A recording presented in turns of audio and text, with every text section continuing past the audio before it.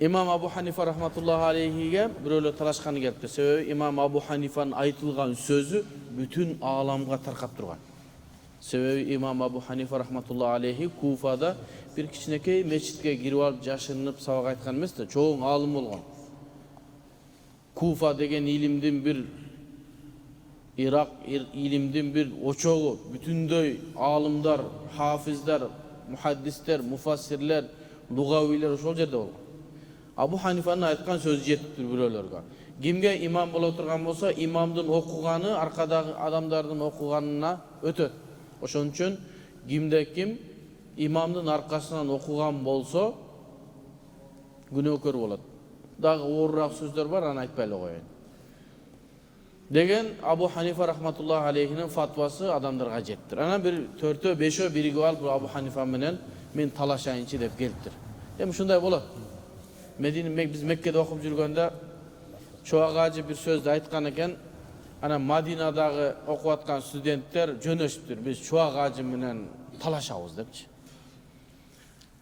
Allardagı Madina'da okuyup, biz Mekke'de. Anan biz barıp munakaşa kılabız, talaşabız, tartışabız dep jönöp kalgan eken, ana şöyle bir akıl estүү bir jigit bar эле. Oşol aytыптыр, ey beker абириңер төкпөй, тынч отур була. Азыр баргандан кийин тооба кылып кайтасыңар. Жөнлü koygula dep, anan ошоло келбей калгандыгын бизге кабар берген. Дагы bir балдар Азат деген нарындык жигит. Азыр ошо башкачараак жолдо жүрөт. Дагы bir жигиттер менен талашам деп Маккага келиптир. Мен Маккада окуп атам. Анан мен айттым, болуптур анда bir убакыт табайлы, анан сүйлөшөлү. Ал мен бош эмесмин, сабактарым барсам, жок дейт. Ошол мезгилде биздин Меккелик Мединалыктар менен ортодо чогулуп, кичине топ ойноп, анан bir ынтымагыбызды бекем деген чогулушубуз бар эле. Ошол чогулушка кел, ошол жака барам дедим. Анан Мадинага чогулушка келди. Чогулушка келди, чогулуштан кийин айтты, качан талашабыз? Токтойм, шашпа. Ойнойлу, футбол ойно, тамак же, бүттү. Эми качан дедим. Кетти, мен Меккеге барабыз. 416 километр. Анда мен сиздин машинаңыз менен кетем. Кеттик түш. Şu jolda ketip atıp эле талашып бербейбиз, сүйлөшө бербейбиз. Жок, сүйлөшпөйбүз. Андан көрө жаңылыктардан сүйлөшөбүз. Кандай? Мен сол жакшы. Меккеге келдик. Мен үйүмө келдим. Үйдө отурабыз. Баштай берек. Мен үйүмө киргенде настроениясы бир аз түшүп калды, китептерди көрүпчү. Анан баштайбыз. Токтоо, мен аялыма чалып коем, азыр тамак бар, тамак жейбиз. Тамак жедик. Качан баштайбыз? Мен айттым, биздин үйгө конокко келген адамдарга жаман сөз сүйлөй албайбыз биз. Десем, жок, жаман сөз эчтек проблема эмес. Бопту, курсак тойду, болду. Күбөлөр бар анан. Бир маселеден баштадык. Анан ар бир нерсесинде китептен көргөзүп бердим. Анан кийин айтты, мен тооба кылдым деди. Мен ушул вахабиликтен кайттым деди. Мурда таблиг жамаатында жүрдүм эле, ошо кайра таблигиме кайтам деди. Жақсы болуптур. Кудай таалам иманың бекем болсын. Аллаху акбар деп, эртең менен бир китепти хадия берип, жөнөтүп кетти. Ошол бойдон жок болуп кетти. Кийин кайра Мадинага барып, анан Мадинага баргандан кийин кайра өзүнүн шайтандарына жолуккандан кийин кайра динден кайтып кетти. Ошондон кийин азыр мен жалган айтпасам, кеминде 10 жылдан ашты ошол окуяга. Ошол бала мен астыма чыга албайт азырга чейин. Азыр бир жерлерде сабак кылып, ушинтип вахабиликти таркатып жүрөт, соцсеттерде. Ар кимди бидатка чыгарып, кафирлыкка чыгарып. Ажылыкта чоң ажылык кылып калабыз да, ал жактан мени көргөндө бияка кирип кетет. Чыкпайт, азырга чейин чыга элек. Себеби мен астыма тооба кылып кеткен. Эми адамдар болот ушундай, силердин укмуңар келбесин деп кичине. Анан Абу Ханифа рахматуллахи алейхиге жана адамдар келиптир. Келип эмне дептир? Биз сен менен ушу имамдын аркасында Фатиха окуйбуз, окубайбыз, ушул боюнча биз маселени чечели дептир. Анан айтыптыр, эмнеге мындай келген? Пайгамбар саллаллаху алейхи вассалам "Мен лам яқра би Фатихатил китаб, ла салата лиман лам яқра би Фатихатил китаб" деген пайгамбардын хадиси бар. Ким Фатиха же болбосо Алхамдуну ким окубаган болсо намаз жок деген. Сен боло берет деп атасың. Шуну талашайын деп келдим десе, ма канчоңсуң? 5 оозбуз. 5 менен сүйлөшөмбү десе, жок, 5 менен эмес. Ооба дептир. Жок десе, жок дептир. Ар бир менен сүйлөшө турган менин убактым жок, мен сабактарым бар, башка нерсе. Бирөөңөрдү башчы кылгыла, ошо менен сүйлөшөйүн. desen ana özde süйлöştüren bir özün çıkarttı. Sen süйлöştün. Anan ayıptır, sen şu 4-өн, 5-өн kalgan şunun aytkanын ugasыңарбы? Dese ugabыз деп. Эгер бул жеңилген болсо, бардыңар жеңилген болосуңарбы? Десе ушундай болобуз. Эгер бул жеңген болсо, бардыңар жеңген болосуңар десе сыйыныптыр. А болупту. Макулсуңар мак, бисмилла. Аллаху акбар. Талаш тартыш бүттү деп. Кандай бүтөт? Баштайлык биз каны. Кандай, эмнени баштайбыз? Маселени чечпейликпи десе. Маселе азыркы силердин чечкен маселеңер ушу маселе. Кандай? Dese ошо силер бардыңар чогуруп бирөөнү чыгардыңар, анан аркасынан силер уюп ушул макул деп атасыңарбы? Имам дагы ошондой эле. Астыңарга имамды чыгардыңарбы? Болду. Эми аркасынан окугандар ошол имамдын аркасынан окуйм деп окудуң да. Ошо болот. Силерге Кур'ан, хадистен айтууга кажет жок дегенден тигилер шалпыйып кеткен дейт. Эми адамдар Абу Ханифаны бир мындай кичинекей бала ойлошот да, мынтип ал кемеле, мен кемеле дегендей. Men sebetet imamatuhu, kimdin imamdığı bütün alamga bekemdelgen bolsa. Ve adaletuhu, anın adilettülüğü. Adalet dep Arap dilinde men kana muslimen baligan aqilin gayra fasiqin degen termin menen aytılат. Kim musulman bolsa, balagatga jetken bolsa, anı fasık emes dep, jalgancı emes dep adamdardın arasında güvölük ötkön adamdı adil deyt. Kim adil bola turgan bolsa, oşonun hadisi kabul kılınat deydi. Eğer hadis rivayet kılsa. Oşon üçün sahih hadis. Bardık ayta öğretken sahih hadis boluş gerek. Dastoverniy hadis dep kaçkan hazırca. Dastoverniy hadis boluş gerek degende bu jakşı. Dastoverniy hadisinin anıktamasını aytıp bersen hiç kim aytıp bere albayt. Dastoverniy hadis boluş gerek. Oşo dastoverniy hadisinin anıktaması var. Mattasala seneduhu bi naqli adli ad-dabit an mislihi ila muntahahu min gayri şuzuzin ve la illa degen 5 şartı var, anıktaması var. Mattasala seneduhu, birincisi şu hadistin senadı Çince'de baylanış gerek. Mattasala seneduhu bi naqli adli dabit. Adil degen şu aytayın degen moşol. Oşol adam adiletli boluş gerek. Adiletli bolsun degen musulman balagatga jetken, fasık emes, jalgancı süйлөгөн adam boluşu gerek.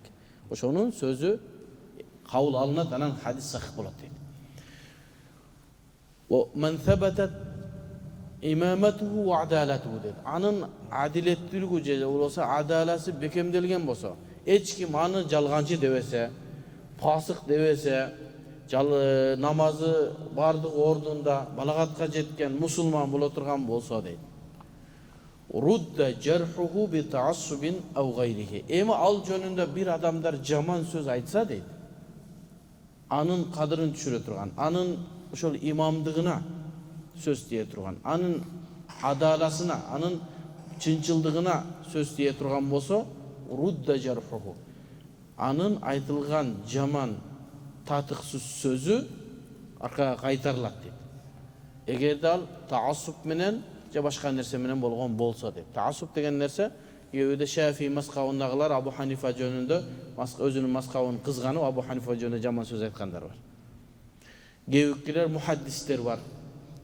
Ellerden bari fatvаны Abu Hanife'den surap başlasa kızganıp jaman söz süйлөшкөн. Oşonda ol taassuptan же башка нерседен ага jarh bergen bolsa, anın sözü kaytarılat deydi. Hadis iliminde iki çoğun ereci var. Başkaça aytkanda hadis ilimindeki en ulu ilimlerden bir ilim var. El-cerhu ve ta'dil degen. El-cerhu ve ta'dil.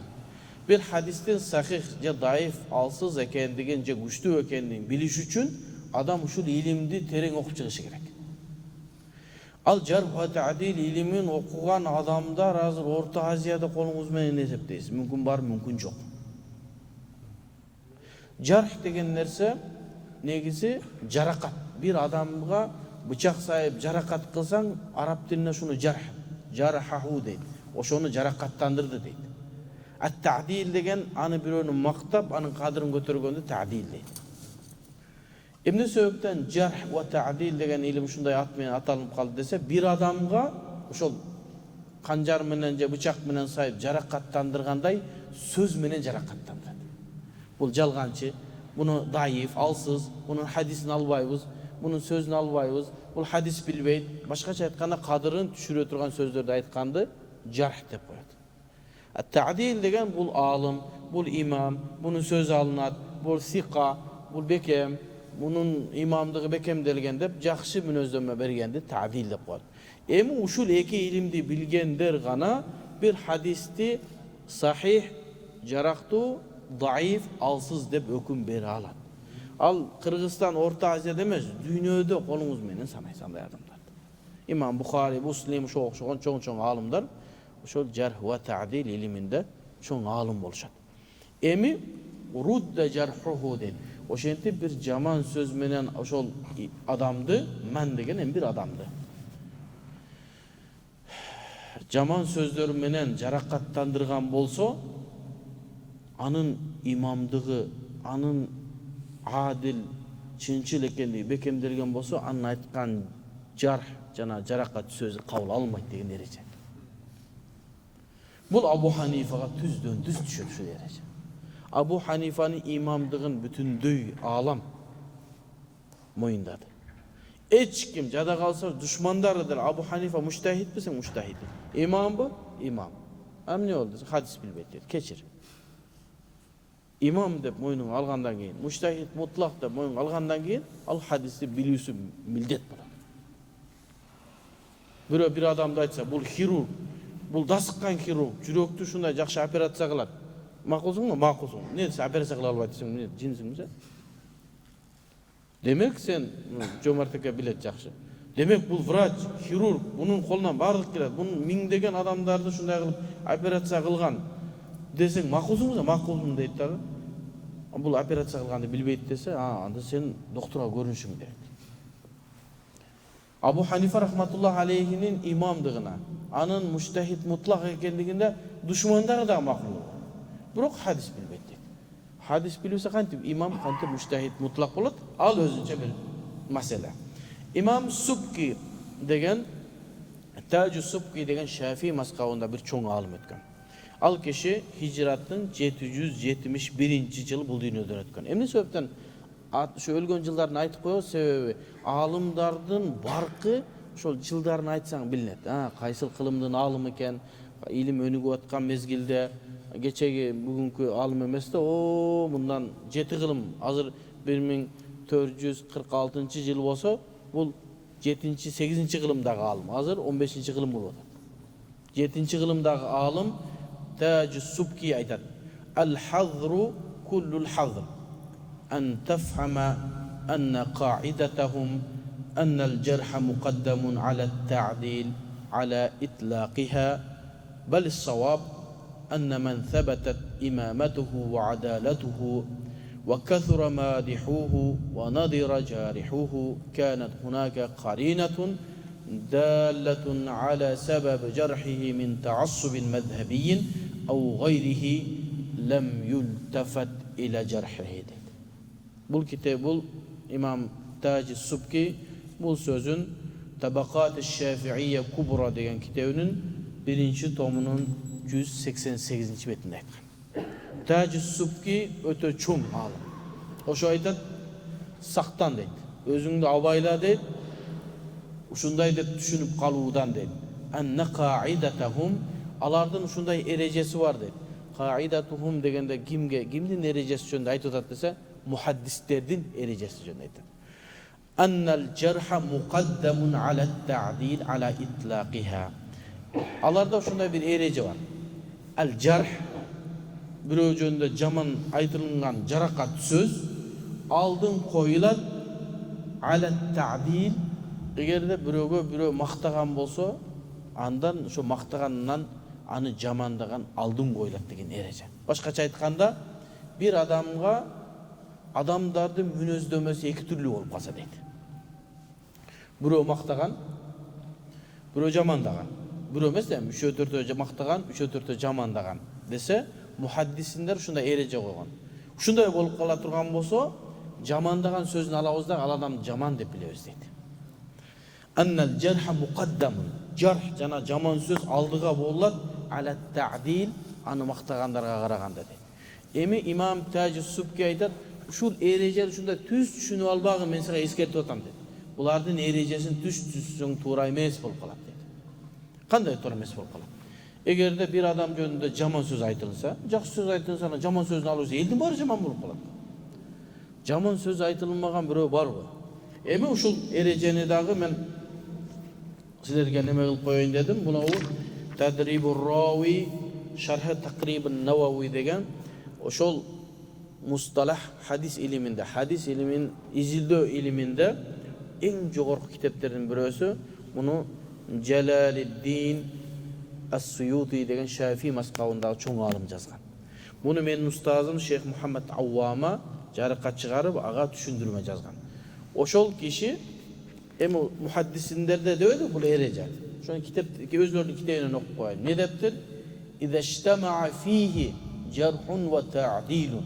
Bir адамга мактоо сөз дагы, анан жаман сөз дагы чогулуп калган болсо, фал жарху муқаддамун. Жаман айтылган сөздү алдыңга алабыз да, бул адамды жаман деп билебиз деди. Бул 4-cü tomdun 49-cü betinde. Demek muhaddislerde şunda ereje var.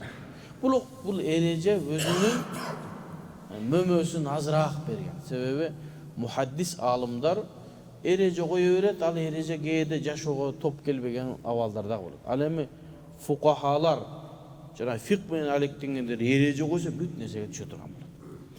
Emi de uşul erejeni muhaddisler aytkандай эле дароо кабыл алсак, ким жөнүндө жаман сөз айтылса, анан дагы башка адамдар жөнүндө жакшы сөз айтылса, дароо эле жаман сөзүн алабыз дагы, бул адамды жаман деп хадисин албай кое турган болсок, биринчи кезекте биз Куранды албашыбыз керек болот. Куранда яһудилер Аллах Тааланы жаман дедиби? Эмне деди? Сараң деди, Аллах Тааланы сөктү. Андай боло турганса, Аллах Тааланын да сөзүн албашыбыз керек болот. Экинчи пайгамбар саллаллаху алейхи ва салламдын сөзүн да албашыбыз керек. Эмнеге? Элдин баардыгы сөгүп атат. Азырга чейин сөгүп аткандар бар. Кече бир адам айтат: "Ey, намаз оку" деп аялына. Намаз оку. Пайгамбар саллаллаху алейхи ва саллам хадистеринде намаз оку деген, Аллах Таала аятта намаз оку деген, мына мынча жылдан бери чогуу жашап атабыз, намаз оку десем, sen maga Muhammed Peygamber'de aytasın mı dedi ekan. Ошо Muhammed Peygamber ушинтип dese, 9 katını algan Muhammed Peygamber maga үлgü боло алабы dedi ekan. Maga үлgü болгон адам калбай калды. Мен анын сөзүн алган адам калбай калды. Мен ошонун сөзүн алам dedi. Мен айттым, ошол мезгилде талак түштү сага. Болду. Динден чыкты ал, сенин аялың эмес ол. Эми азыркы мезгилге пайгамбарыбыз чыккандан баштап эле азыркы мезгилге чейин пайгамбарыбызды жамандагандар, мактагандар бар да. Анда бул эрежени карасаң, бирөөлөр жамандаса, бирөөлөр мактаса, жамандаган сөзүн алабыз да, пайгамбардын сөзүн албашыбыз керек. Эреже мындай бир толук канды түзүлгөн эмес. Андан кийин сахабаларга келдик. Сахабалар ушул нерседен аман калганбы? Sahabalarda Şialar Abu Bakır'dı kafir, Umar'dı kafir, Osman'dı kafir de otav. Ayşe'ne üzdü zinakor da otav. Andan başka sahabalar toltura.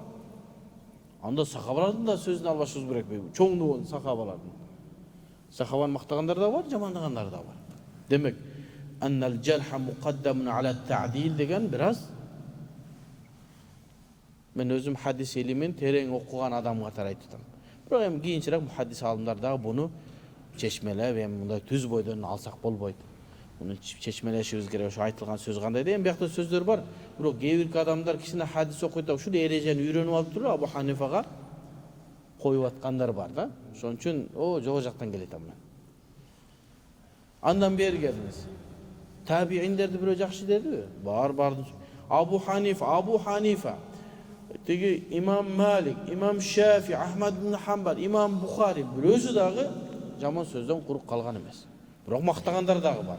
Бул эреже менен ошолордун да сөзүн албашыбыз керек болуп калат. Ошого İmam Sukki айтат, балки туурарагы, бирок туурасы дейт, бул эрежени ушул бойдон, түз бойдон түшүнбөстөн туура түшүнө турган болсоң, бул эреже туура эле дейт. anna man thabatat imamatuhu wa adalatuhu, bir adamdın imamdığı, anın adiletligi bekem bolsa, wa kathira maduhuhu, anı maqtagandar көп bolsa, anı jamandagandar azıraaq bola turgan bolsa, anan ошол эмне себептен жамандашты bir себептер болса, мазхабтагы таассуптан улам, же көрө албаслыктан, же хасаттан, көрө албаслыктан ушундай улам боло турган болсо, лем юлтафат ila jarhihi, anın aytkan жаман сөзүнө көңүл да бурбайбыз. Abu Hanifa'nın жөнүндө жаман сөз айтканды оң колуңуз толсо толот, толбосо жок. Ал мактагандардын өткөндө канча адам, ал 70 адамды İmam İbn Abdülbar aytkanын ayттык. Андан башка аз любой адамдан барып Abu Hanifa жөнүндө сурасаң жакшы пикир айтат. Демек, bir адамдын имамдыгы, анын адилеттүүлүгү бекемделген болсо, ал жөнүндө айтылган сөздөргө көңүл бурбайлы кош керек деген сөз. İmam İbn Abdülbar rahmatullahi aleyhi bul Maliki mazhabındagı çoğ alim 463 hicratta bul dünyadan ötken. Özünün El-Cami' degan kitabında aytat: "Was-sahihu fi hadal bab anna man sahhat adalatuhu ve thabatat fil ilmi amanatuhu ve banat thiqatuhu ve inayatuhu bil ilmi lem yultafat fihi ila qawli ahadin." Emi bir adamdın en tuğra söz uşul deydi. Bir adamdın adilettүүлүгү, anın imamı, ilimge olgan amanatı, elderge açık bolsa, anın thikalığı, sözüne işenүү, ilimge olgan көңүл burusu, ömrün ilimge arnagan bolsa, bir adamdın bir jaman söz aytkanına mine lem yultafat deydi. Qarap көңүл da burbayız deydi. İlla an ya'tiye fi cerhihi beyyine. Emi uşul nerseni adamlarga mындай тура эмес бойдон калтырбайлы. Андай боло турмаса эч кимге сүйлөбөш керекпи? Эч ким жөнүндө жаман сөз айтпаш керекпи деген сөз калып калды. Жок. Бул жерде аманат дагы бир маселе бар. Эгерде bir адам шарияттан туура эмес маселе айткан болсо, анын туура эместигин адепке салып биринчи өзүнө айтасыз. Телефон чаласыз. Жақындарына, досторына айтасыз. Мына ушундай деп маселе айтып коюп турсуз. Ушул маселе bir китептерде bir карап койсоңуз жакшы болот депчи. Анан сен бокты жепсиң, мен өзүм билем десе, анан дагы айтып көрөсүң. Анан болбосо, анан мындай элдин астына чыгып, ушундай маселе айтылымтыр. Бул Ханафи мазхабына туура келбейт. Бул шариятка туура келбейт деп кийин айтса дурус болот. Эгерде bir адамдын айткан сөзү шариятка каршы келсе, Kur'an hadisке karşı gelse, anda anı eskertүү birinci adep menен, andan keyin açık eskertүү berse bolot. Biroq Abu Hanifa rahmatullohi alayhiga aytılgan ошондой туура эмес сөздөрдүн бардыгы суу кечпеген сөздөр. Алардын бардыгына токтолобуз. Эмне деп Abu Hanifa айыпталган, анын ар бир айыпталганына токтолуп, чында ошондойбу же андай эмеспи? Аны дагы карайбыз иншалла. Andan keyin dagı bir nersege toktoloyun dep turam, dagı bir ereje var. El-cerhu li taassubin ev adavetin ev munafaratin ev gayriha mardudun. Dagı bir nerse var. Eğer bir adam jönündө jaman söz aytılsa, al taassup üçün, janagında көрө албастыктан же bir maskapka baylanıştуу, ev adavetin je düşmanlıktan ulan bolsa. Abu Hanifa'ga bir alımdan aytkan, tabiinden aytkan sözü var. Abu Hanifa'ga jaman süylөгөндөр imma jahilun bihi, Abu Hanifa'nı tanımagandar, o hasidun, anı görө албагandar. Hasidun au adu, je düşmanlıktan ulam, au hasattan ulam, görө албастан ulam ele jaman söz aytkan deydi. Emi bul jerde ekinci dagı bir kaida erejeni aytıp atышат. Egerde ушундай боло турган болсо, düşmanlık tarabынан je görө албастыктан ушундай боло турган болсо, ал сөздөр дагы кайтарылат дейт. İmam Laknavi, bizden Hanafi mazhabdagi çoğ hindi alim İmam Laknavi aytat: "Fal-cerhu iza sadara min ta'assubin aw adawatin aw munafaratin aw nahwu zalik fa huwa cerhun mardudun." Egerde bir adamga taassubtan mazhabga baylanıştуу, же болsa düşmandıktan, je göre albaslıktan şunday bir jaman söz aytkan bolsa, fa huwa jarhun, oşol aytılıngan jaman söz, jarakat kılıuçu söz, mardudun kaytarılgan dedi, etibar alınmaydı dedi. Ve lihada lem yuqbal kavlul İmam Malik fi Muhammed bin İshak sahibul Magazi dedi. İmam Malik rahmetullahi aleyhi var go 4-nji maz, ha? 2-nji mazhabtın iyesi. Oşul İshak, Muhammed bin İshak degen sira boyunca bizge en köp kavardı alıp gelgen bir insan var. Egerde bul adamdın ömür bayanın, je bolsa bul adamdın sözü kabul alınmaydı dese, anda jana Peygamberimizin ömür bayanı jönündө aytılgan hadislerin bardığını taştaş gerek. Oşoga İmam Malik rahmetullahi aleyhi bu kişi jönündө kişine jakşı emes söz aytkan.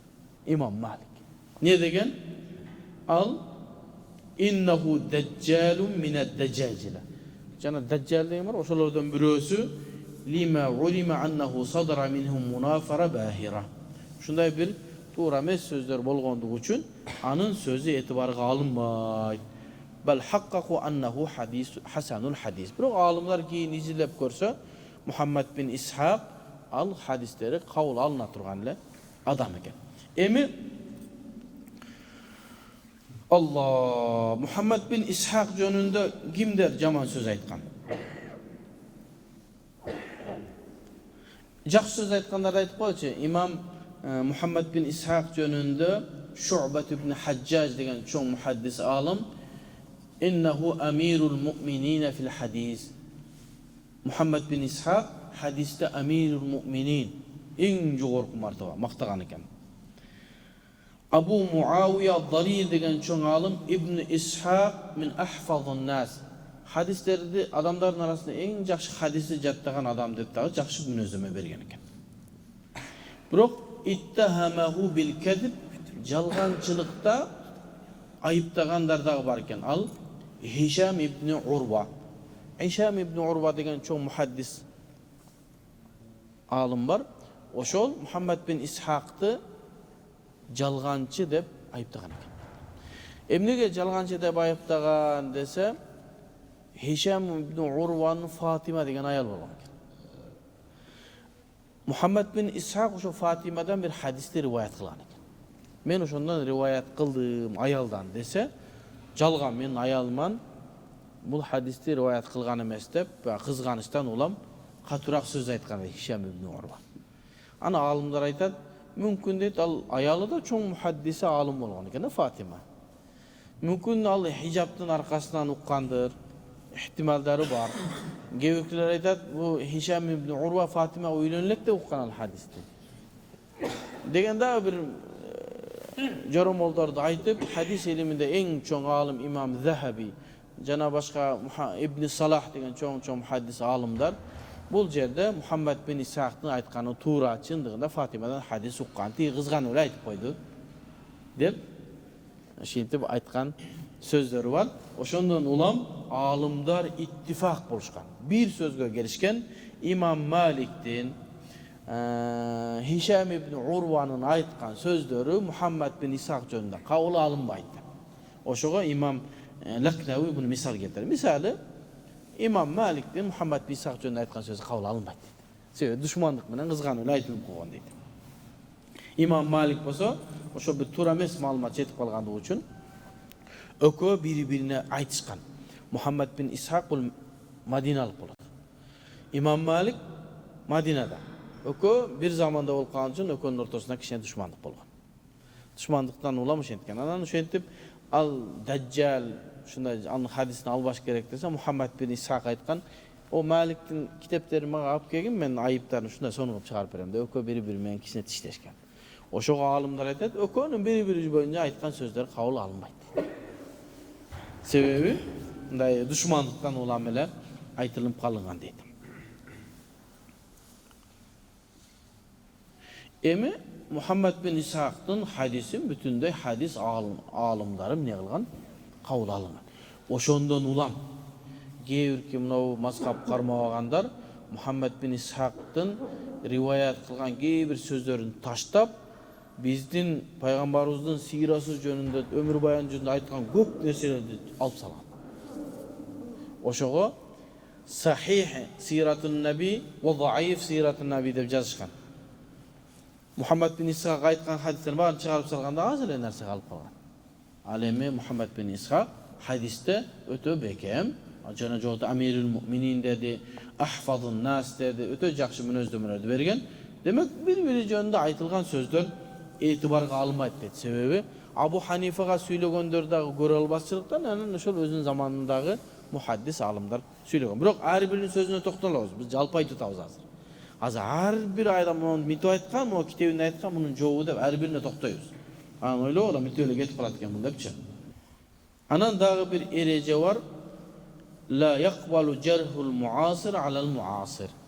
Bir zamanda yaşayan adamdan biri yönünde caman aytkan sözleri itibar almaydı dedi. Sebebi muasir bir zamanda yaşayanlar koyunca birinin kişinin çiteştirdi.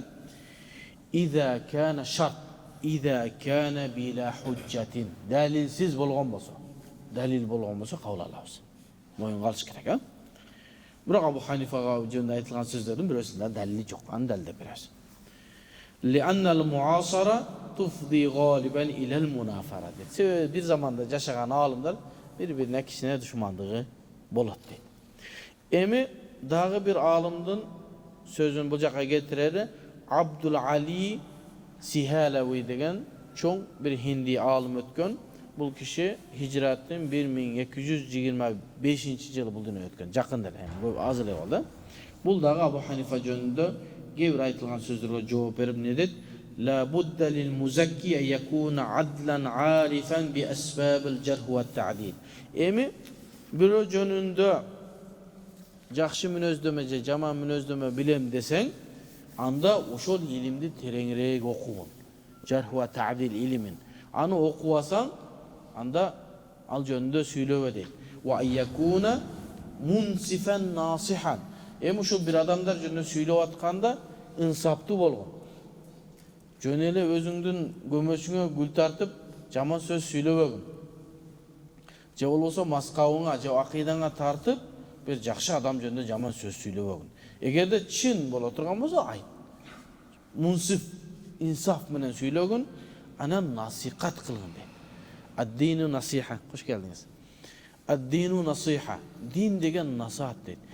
Эде силерден бирөөлөр насаат сураса, насаат бергиле дейт. Пайгамбар саллаллаху алейхи вассаламдын хадиси. Эгер силерден насаат сураса, насаат бергиле дейт. Насаат сурап атса, бой көтөрүп кетип калба дейт. Дагы бир нерсе, эгер сенден бирөө насаат сураса, сага насаат айтпа. Пайгамбар айткан эмес, бирок ушундай түшүндүрмө. Бирөө үй салып атса, келип эле, машалла, үй салып аттыңбы? Муну туура эмес кылыпсың сен. Муну албаш керек болчу, муну бекер алып коюпсуң. Фундаментиңди сен тайыз кылыпсың. Зачем бул крышаны мындай кылып жаптың? Мындай кылып жабылбаш керек. Эшигиң эмне бул? Мындай эшик вообще албаш керек деп айтпаган. Ал адам бир жакшы үмүт менен бир нерсе кылып атат.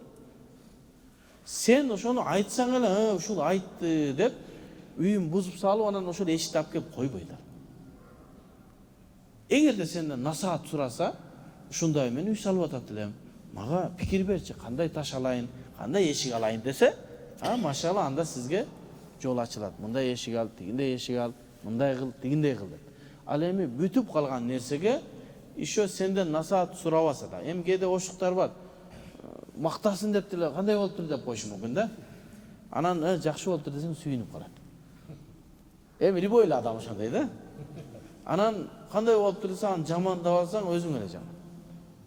Бышкан ашка сынчы көп дейт. Бүтүп калган ишке сынчылар көбөйө берет.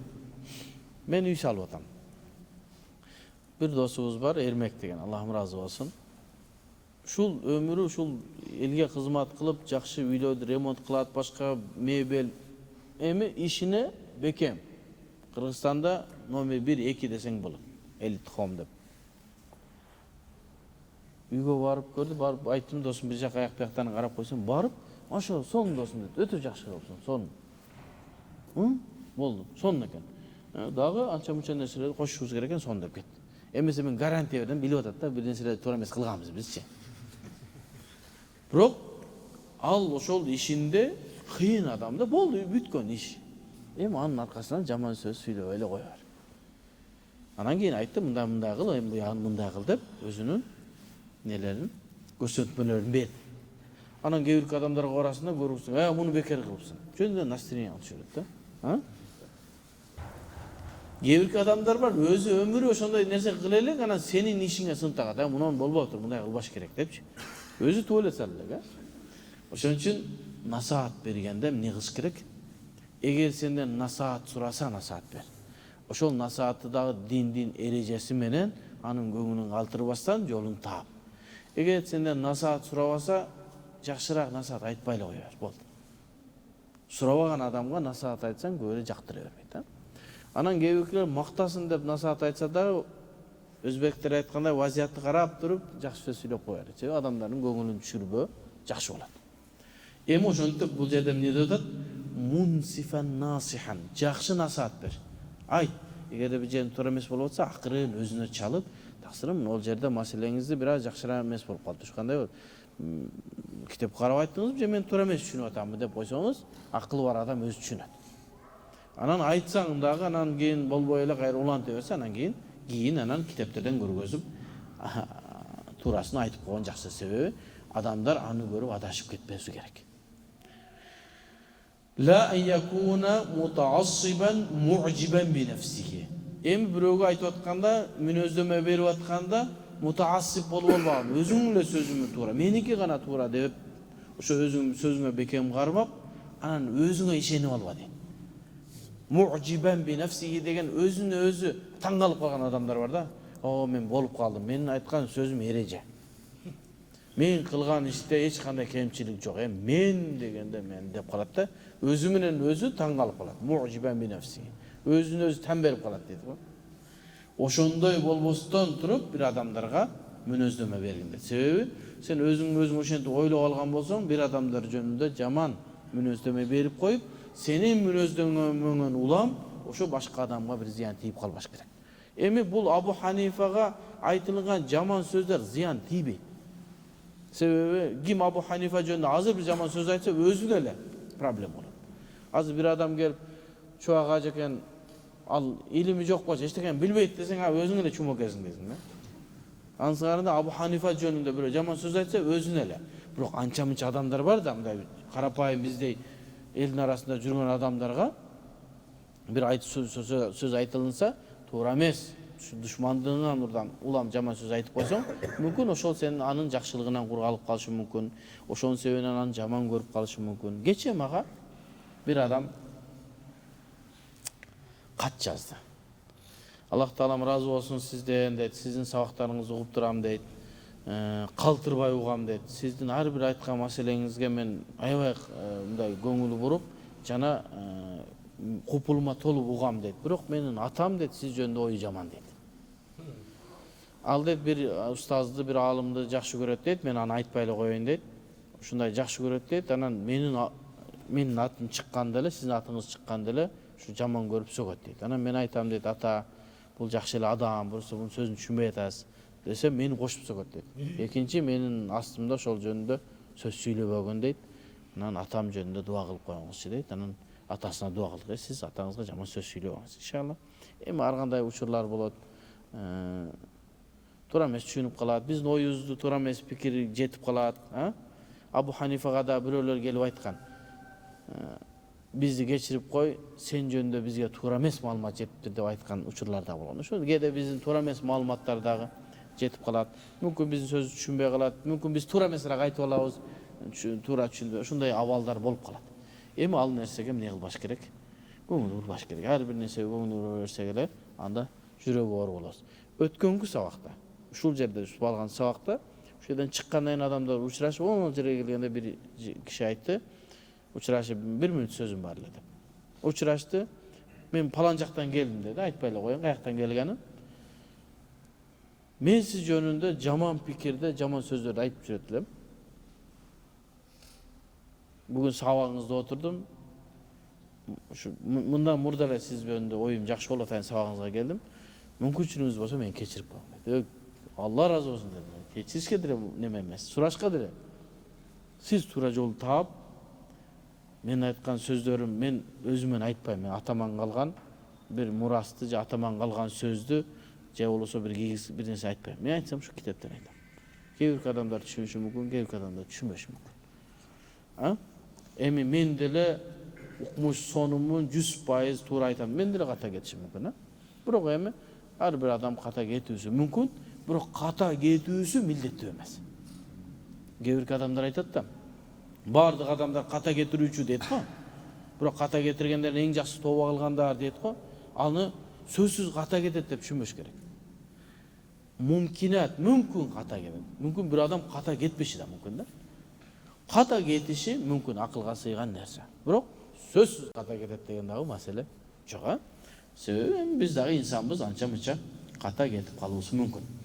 Fa innahu kama qadaha ad-Daraqutni fi Imam al-Humam Abi Hanifa bi annahu da'ifun. Эми ошого мисал келтирип, имам шейх Абдул Али ушинтип айтат. İmam Daraqutni dagы имам Абу Ханифа жөнүндө жаман сөз айткан. İmam Daraqutni деген чоң алым бар. Hadis iliminde anın астына чыга турган адамдар аз эле. Бирок Шафи мазхабында болгондагы Абу Ханифага бир аз душмандык болгон. Боюңга алыш керек. Абу Ханифаны алсыз деген. Макул эми анын өзүнүн пикири. Эми имам Дарақутниди рахимахуллах таала, "Жок, Абу Ханифаны макташың керек сен сөзсүз" деп мажбурлайт. Ал ар бир адамдын өзүнүн пикири бар. Ал Абу Ханифаны алсыз деген. Fil hadiste. Анан бу шейх айтат, ушундан өткөн да уят барбы дейт. Кантип сен Абу Ханифаны алсыз дейсиң дейт. Fa innahu imamun. Ал ушундай имам, тақийун нақи, тақва, таза, хаифун мин Аллахтан корккон, дүйнө менен ибадат кылган адамды кантип сен ушундай имамды алсыз деп айтасың. Wa lahu karamat. Белгилүү болгон канча караматтары бар ал. Жөнөкөй адамга карамат берилбейт Аллах Таала тарабынан. Кайсы себептерден сен Абу Ханифаны алсыз деп атасың дейт. Эми имам Дарақутнидин Ад-Дуафа вал Матрукин деген китеби бар. Мен аламда унутуп калыпмын азыр. Алып келип көргөзөйүн дегем. Абу Ханифа алсыз деп айткан сөзү бар. Эми бу ага дагы имам Дарақутнидин эмне себептен алсыз дегенде да тиякта атайын өзүнө токтойсуз. Дарақутни жөнүндө өзүнчө сабак болот. Абу Ханифа жөнүндө эмне деген анан айткан. Эми бул киши алым киши болгон, мунун китептери өтө пайдалуу, жакшы илимдерден. Бирок инсан ошол Абу Ханифа боюнча жакшы эмес сөз айткан. Ушул жерден да бир нерсени айта кетейин. Имам Дарақутнидин Ал-Жарху ва Та'дил деген бир китеби бар. Өтө жанагы айткан илимде жазылынган. Ушул илимде өзү 5-6 адам китеп жазган. Имам Али ибн Мадини Жарх ва Та'дил деген китеп жазган. Абу Хатим ар-Рази деген Жарх ва Та'дил жөнүндө китеп жазган. Ахмад ибн Хамбал Жарх ва Та'дил жөнүндө китеп жазган. Абу Зур'a ар-Рази Жарх ва Та'дил жөнүндө китеп жазган. Анан ушу Дарақутни жазган. Ушундай колуңуз менен эле санайсыз. Анан ушунун Жарх ва Та'дил деген китеби бир 18 том, өтө жакшы китеп. Хадис илимин окуйм деген, ушул илимге терең кирем деген адамда бул китеп болбосо уят болот. Анан ошол китепти сатып алып атам Меккеде, бир китепканадан сатып алып атсам, бир ак сакал, атабызга окшогон бир ак сакал, баягы сыртынан карасаң алымдын дебетеси, мындай кийими алымдын кийиминдей да. Адамдар ошол кийимдер менен айырмаланат, алымдар билинип калат. Ошого Осман империясынын мезгилинде алымдардын кийимин карапайым адамдардын кийиге тыйып салган. Себеби адамдар алымдарды билсин ким экендигин. Адамдар андан барып маселе сурайт. Анан жөнөкөй картошка саткан алымдардын кийимин кийип алсаң, бирөө таксырым чай ичип коюң деп акча берип коюшу мүмкүн да, бачы. Ошого алымдардын кийимин кийгенге Осман империясынын мезгилинде жөнөкөй адамдарга тыйып салган. Ошондой эле азыр Египетте деле Азхардын кийимдери бар го, мындай ак допусу менен үстү кызыл чапаны менен көчөдөгү жөнөкөй адамдар кийбейт. Аны Азхарды бүткөндөр кийет. Ошондой эрежелер бар. Бизде селдени устаздын астында илим алып, дуа алып, сабак бергенге татыктуусун, сен сабак берер омун Аллаху акбар деп устазы бата берген адамдар селде кийген.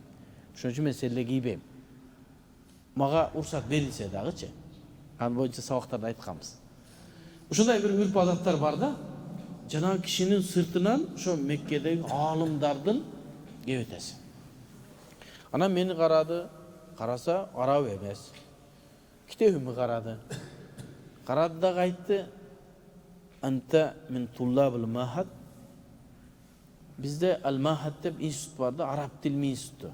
Сырттан келгендер ошол институтка кирип араб тилин үйрөнүп, анан кийин жогу жака көтөрүлөт да. Анан сен докторантурага жетип калсаң деле мен туллабил махад, жана институттун балдары деп айта берет. Араб тили институттун балдары депчи.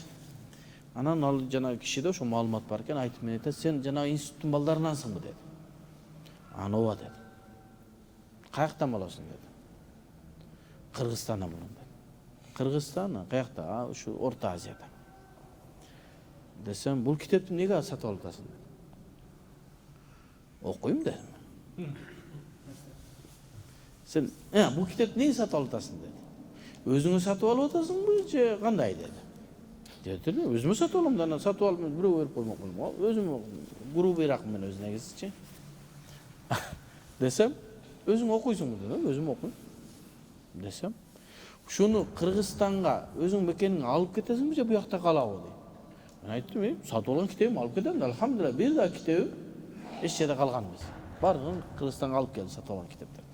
Десем, айтты, "Валлахи" деди. "Аллахка ант ичип айтам" деди. "Эгерде ушул китеп бир мамлекетке окулуш үчүн кетип аткан болсо" деди, "ал мамлекетте жакшылык бар экен иншалла" деди. "Эгерде ушул китепти бирөө түшүнүп, окуп, элдерге айтылына турган боло турган болсо, ал мамлекетте валлахи фихи хайрун" деди. "Ушул мамлекетте бир жакшылык бар" деди. Ошол китеп менин келген азыр китепканамда бар. Алхамдулилла, ошондой жакшы сөздөрдү да укканбыз алымдардан. Кийин билсем, ал хадис илиминдеги бир чоң алымдардан экен Меккеде. Аллахым разы болсун. Демек, ошо Дарыкутнинин ошол китеби, ошол Жарх ва Таъдил деген ошол Дарыкутнинин китеби ошол мен сатып алгам. Себеби ал китеп ушунчалык оор китеп, аны хадистер гана окуй алат. Ошол үчүн тиги ошентип айтып атат. Эми Абу Ханифа жөнүндө кээ бирге жаман сөз айткандар, "Таратан якулуна иннаху кана муштагилан бил фиq." Абу Ханифанын сөзүн укпагалар хадис алынбайт. Эмнеге десе, "Иннаху кана муштагилан бил фиq." Фиq менен алектенген хадис окубастан дейт. "Унзур бил инсаф" дейт устаз. "Эми сен дейт бир жакшы, инсаптуу көз менен кара" дейт. Бул нерседе эмне жамандык бар дейт. Фиq менен алектенген адамдар, бул адамдардын эң урматтуусу го. Хадистин, аяттын, сахабалардын сөздөрүнүн, сахабалардын фатваларынын каймагы чыгарыла турган илим го бул фиq. Демек, ал адамдын ошол айтылган таратан якулун бирөөлөр жөнүндө айтып атат да. Демек, фиqтын кадырын билбеген, фиqтын даражасын билбеген адамдардын сөзү дейт. "Бал фақих аула бин ан яхуза ал-хадису минху." Балки фақихтен хадис алышың керек. Сен башка жактан хадис албасаң дагы, ошо фақихтен алышың керек. Себеби ошондон хадис алуу башка караганда жакшыраак. Себеби фақих хадистерди риваят кылса, бузбастан, кыймылдатпастан, өзгөртпөстөн риваят кылат. Себеби фақихтер билет дейт. Өзгөрүп кетсе, андан чыккан хадистен чыккан маани өзгөрүп кетишин билет дейт фақихтер. Ошон үчүн бизге келген хадистердин бизге топтолунушу руя бил ма'на, маани менен риваят кылган. Пайгамбарыбыз саллаллаху алейхи ва саллям хадисте айтты, аны сахабалар укту. Жазып алган жок, укту. Уккандан кийин табииндерге ошол уккандын маанисин айтты. Сахабалар ушунчалык жаттоосу күчтүү болгон, жаттаганын ушундай кылып айткан. Эми бирок инсан катары бир аз мааниси өзгөрүп калуусу мүмкүн. Ошон үчүн биздин Ханафи мазхабта хадис алынганда сахабалардын фақихтеринин хадистери башка сахабалардын караганда жогору турат. Хадистер бардыгы бирдей эле дейбиз го биз. Абу Ханифанын фикиринде хадистерди эгерде fuqaha, mujtahid darajaga jetken alim sahabalar hadis riwayat kılsa, ondan jönököy bir karapayım hadis riwayat kılsa, ökö biri-birine karşı gelip kala turgan bolsa, sırtkı manisinde. Negisi Peygamber eç kaçan özüne özü karşı söz söylөгөн emес. Болгону biz riwayat kılganda bir söz nari beri koşulup ketip, ne olup kalat? Manisi sırtından karaganda biri-birine karşıga oşop kalat. Oşondoy bolup kalsa kokustan deyip, fakih, fiqhti jakşı bilgen sahabalardan hadis alınat. Şonun için Abu Hanifa'nın erecelerinden bir erece, men Kur'an'dan alam deyip, hadiste alam deyip, sahabanın sözlerini alam deyip. Sahabaların sözlerine gelgende ahtaru deyip, men tandayım deyip. Sahabaların sözlerine gelgende, sahabaların amallarına gelgende, sahabaların sözlerine gelgende, sahabaların fatvalarına gelgende ana ahtaru deyip, men ihtiyar kılam deyip. Sebebi men mujtahid mutlakmın, menin hakkım var deyip. Sebebi sahabaların amallarının bardığı bir değmez. Sözlerin bardığı bir değmez. Alımların sözleri bekemirek kılat. Oşon üçün Hanafi mazhabta Hulafa Raşidun var go, 4 halifanın sözü başka muhaddisler, başka sahabaların sözünden jogortur. Sebebi Peygamberimizin hadisi var. Menin hadisim algıla, anan Hulafa Raşidin, janoğu tuğra joldu silerge көрgözgөн halifalardın hadislerini algıla degen hadisti bekem garmap, Abu Hanife muhaddis fuqaha sahabaların sözlerini jogor koygan. Oşon üçün aytat, ana ahtaru, men ihtiyar kılam. Bardığınla düzü bir ala verbeyin deydi. Oşoğa deydi, bu kişi aytat, şeyh, fakihlerden hadiste alu kayra jakşırak dedi. Kandı fakihten hadis albayız, bu fakih dep hadisini albay koyuş bulacakta dursun dedi. Fakih bolsa şuna jawuşup hadis alsın. Abu Hanifa'nın erecelerinden bir erece. Allah. Abu Hanifa rahmatullah aleyhi başkalarga karaganda özgöçörөөк болгондо.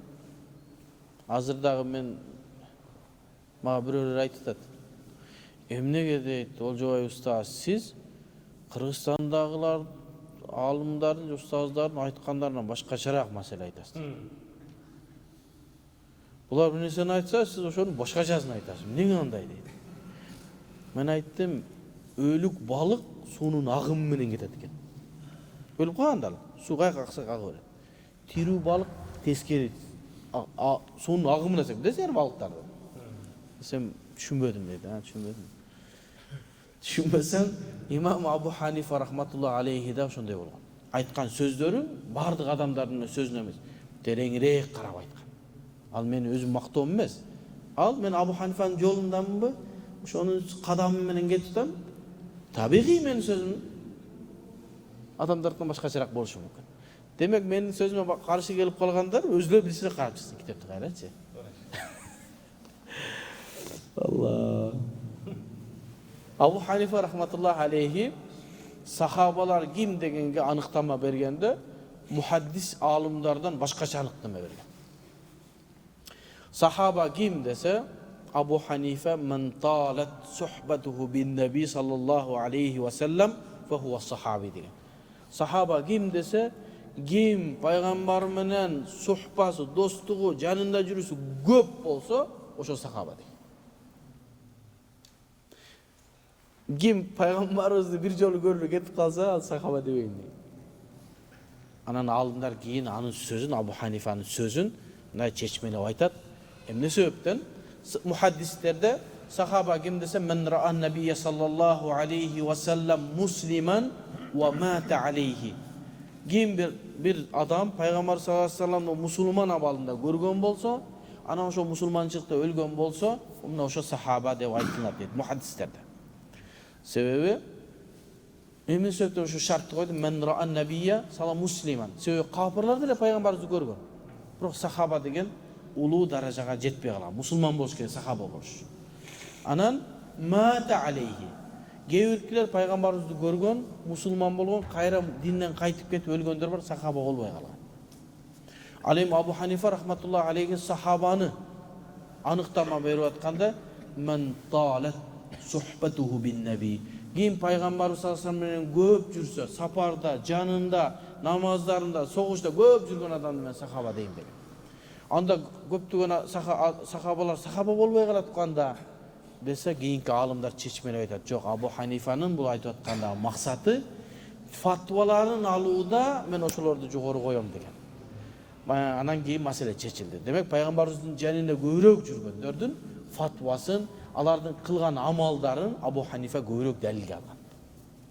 Oşon üçün egerde bizde Hanefi mazhapta başka mazhaplardan je bolsa muhaddislerden ayırmalanıp biz Kur'an, sünnet, icma, kıyas anan sahabanın sözü jana amalındagı dalil katara alabız. Hanefiler. Başkalar sahabanın sözün anın amalın dalil katarı, dalil aluçu bulak katarı tanıbaydı. Bizde Hanefi mazhaptan jana artıkçılık ayırmalanıp biz sahabalardı bulak katarı kabul alabız. Alardın amalı, sözü bizge dalil deydi. Anan kanday sahabalardıkı dese men talat suhbatuhu min nebi. Peygamberimizin janında köp жүргөн sahabalardan deydi. Sebebi Peygamberimizin janında жүргөн sahabalar Abu Bakr, Umar, Osman, Ali, Sa'd ibn Abi Waqqas, Abdullah ibn Mas'ud, Abu Musa al-Ash'ari, Zayd ibn Thabit, Anas ibn Malik sahabalar köp da. Peygamberimizin janında köp жүргөндөр. Kançalık Peygamberimizin janında köp жүргөн sayın Peygamberimizin amaldарын, sözlerin beken bilgen болады. Алар эч качан Пайгамбарыбыз саллаллаху алейхи ва салламга каршы сөздө сүйлөбөйт, амалда кылбайт.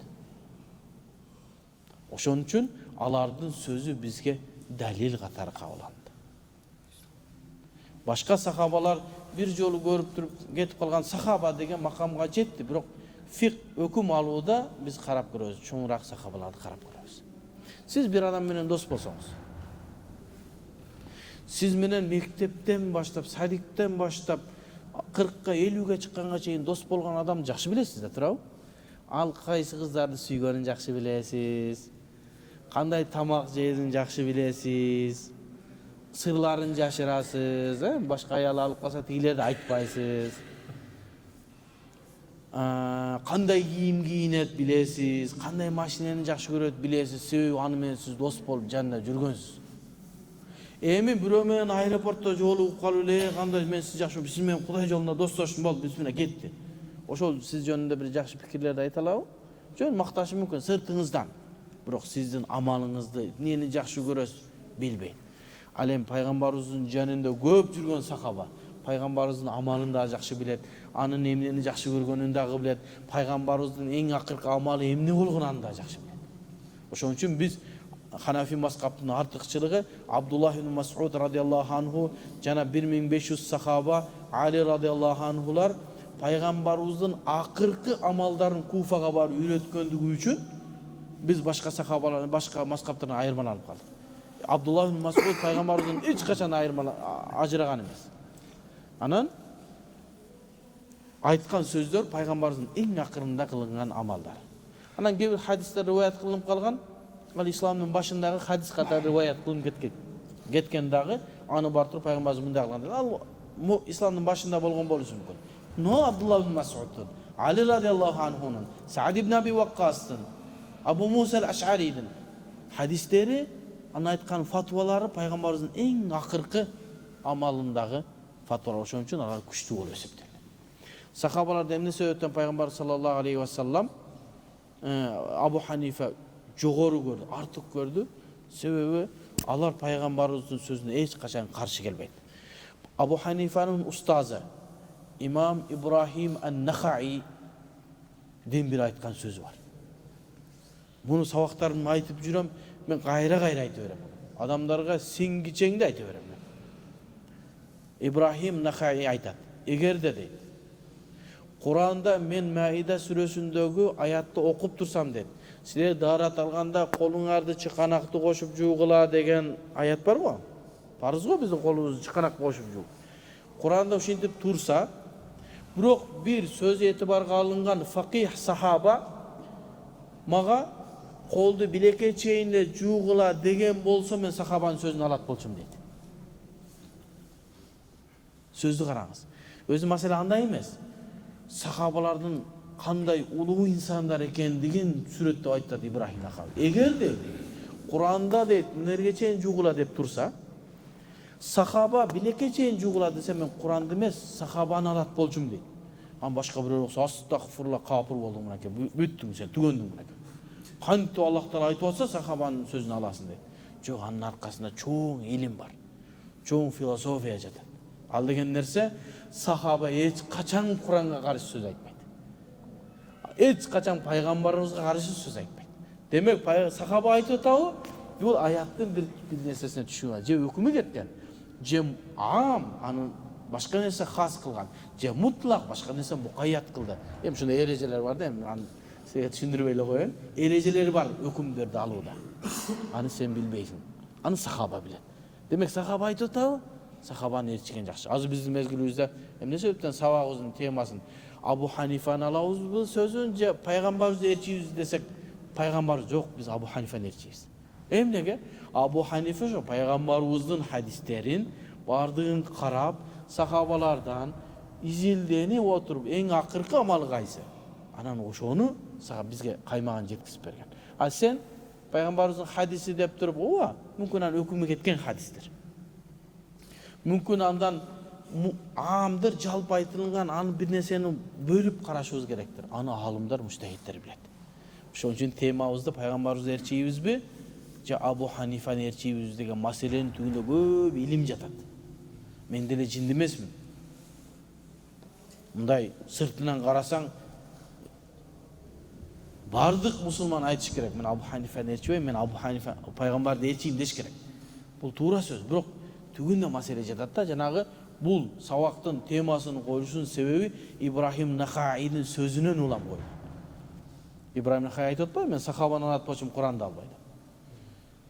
Биз деле пайгамбарыбыздын сөзүн Абу Ханифа аркылуу алабыз. Абу Ханифа бизге түшүндүрүп берген ушу сөздү. Абу Ханифа бизге тартиптеп берген.